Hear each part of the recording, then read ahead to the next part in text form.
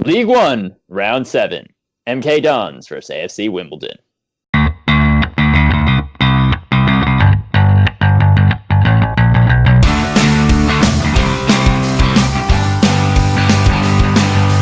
Hello everybody and welcome back to Very Biased Opinions. We continue on with our League One predictions.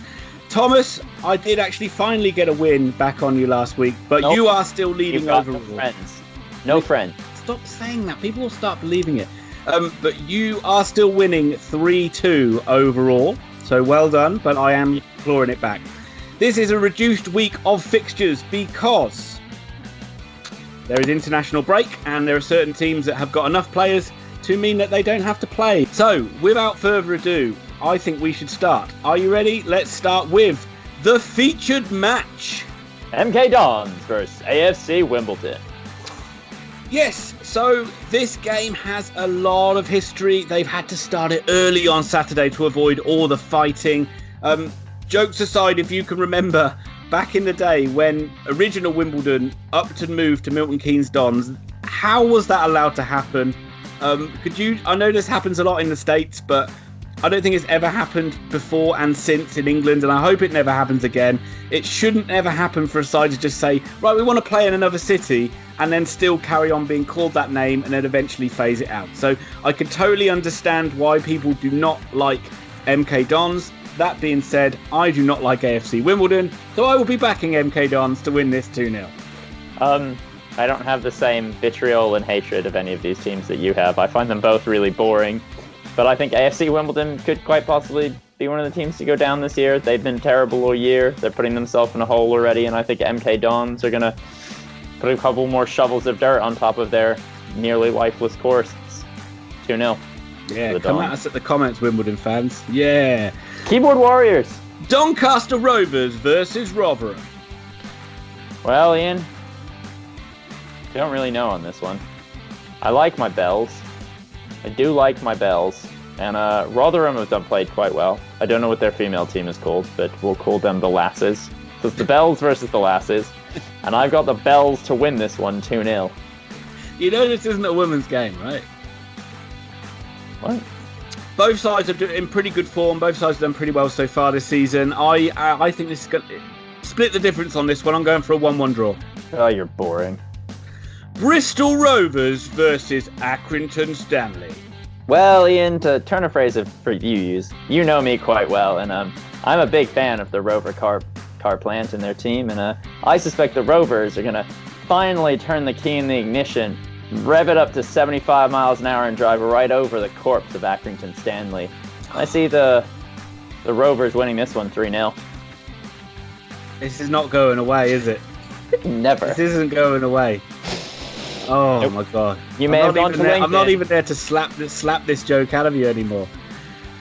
Okay, fine. Well, Accrington got their first win last season, but last week they got their first win of the season. I'm under his skin, people. I don't see them following it up. Bristol Rovers are pretty good at home. I think they will win this one. There's nothing to do with the Bristol Rovers being a car factory for the Rover car. This is just solid football. 2-1 Bristol Rovers win.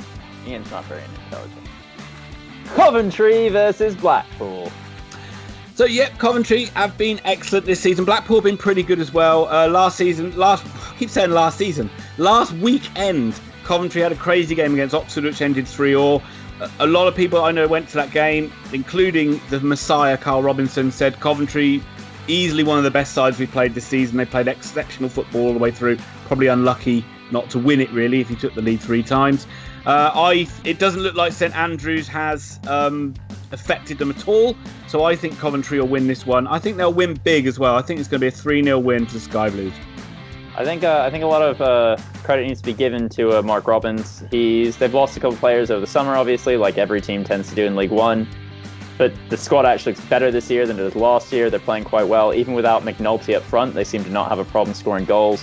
The Bolton match is the only real black stain on their season. Anyone not beating Bolton 5-0 deserves to be hung, drawn and quartered. But that's going to change now, isn't it? But these things happen. But Coventry, I think Blackpool started well, and credit to them, Oystons are gone, and that club just looks rejuvenated. But this Coventry team, they're tied for second. I think they're technically in fourth on goal difference. I think they're going to be challenging now to get promoted. I got them winning this one 2-0.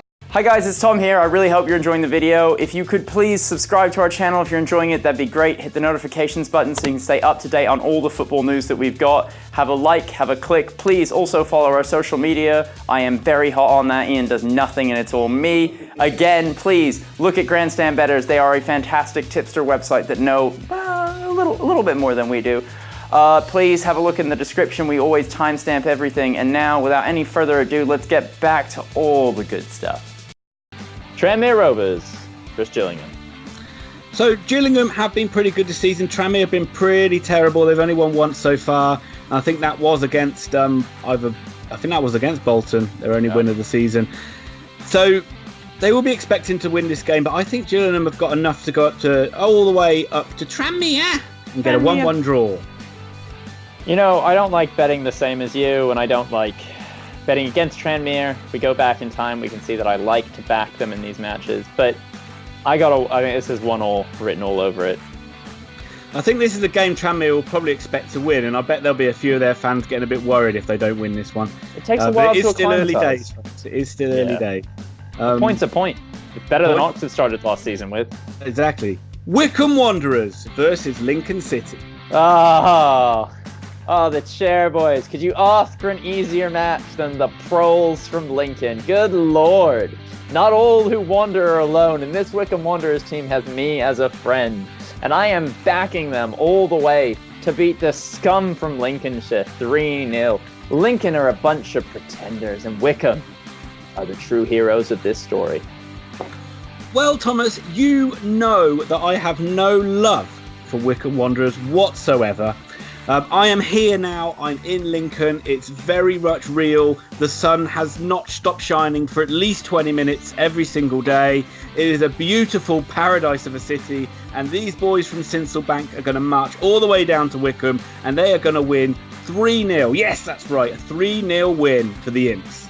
I'm going off script, and I'm going back to last season, and I'm throwing in a Brucey bonus game at the last minute. England versus Bulgaria. Oh, I mean, how long do you have? Not long. So all I want you to talk about is why Danny Welbeck's not in the squad. Well, I mean, obviously, Danny Welbeck should be our lead striker and also our goalkeeper at the same time. I want him forward on corners and set pieces, back in goal the rest of the time. You miss Pickford too much.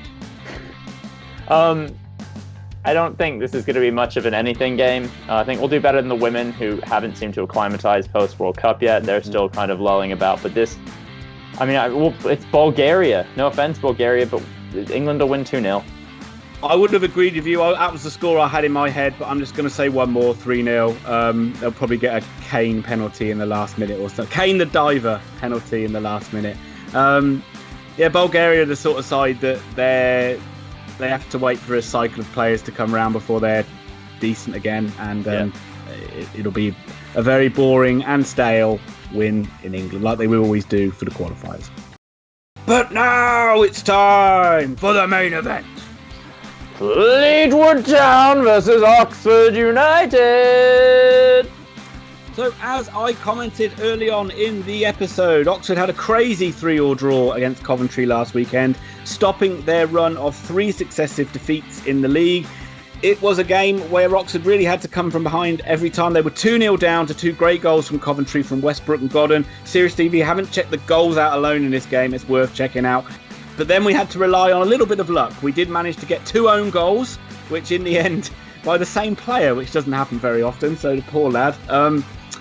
Not that I was really complaining, but which means we did rescue a point from a seemingly lost situation. So I will take some credit from there. We do look absolutely kamikaze at the back. It looks like you could slice us open at any point at any time in a game. So playing Fleetwood, a side that we've never ever beaten, is probably not a good side for us to play right now. However, I cannot show weakness in front of you, Thomas. So, for the first time ever, Oxford are going to go up there and we're going to win it. It's going to be big. It's going to be high scoring. It's going to be 3-2 to the Yellows. It's So last week I did something that is not very, in the very biased opinions keeping of things, is that I went against my very biased opinion. I cannot stand the jailhouse rock that is Joey Barton and his band of reprobates from Fleetwood, and I bet on them to win, and it did not pay off. Shame on you. Shame on me, and my soul is hurt, and as such, I think I have a fever. I'm coming down with a yellow fever by the sound of it, because I think I've got the U's to win this one.